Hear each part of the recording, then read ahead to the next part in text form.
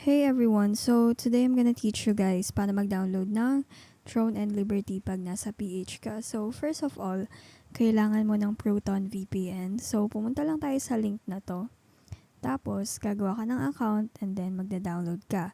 Then, after that, pag na-install mo na, pumunta ka dito sa link nila. Okay? And then, click this. Tapos, lalabas yan. Mag-error yan pag di ka nakakonect. Pero, ito dapat yung lalabas. Yan. Tapos, after that, pakita ko sa inyo. I-open natin yung Proton VPN. Okay. Ayan. Pagka quick connect nyo, pipindutin nyo tong play game and then mag-open yung Steam nyo or kung naka-open na siya, lalabas siya dito. Ayan. Tapos install nyo lang.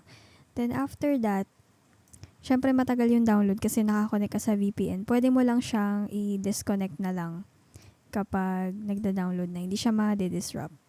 Make sure na hindi nyo ipopause. Kailangan tuloy-tuloy lang and then tsaka nyo i-disconnect and then it's all good. And pakita ko sa inyo. Okay.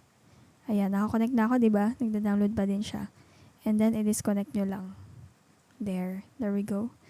And yeah, that's it. And also, you can play the game kahit hindi nyo gamitin yung VPN araw-araw. So yeah, thank you for watching, guys.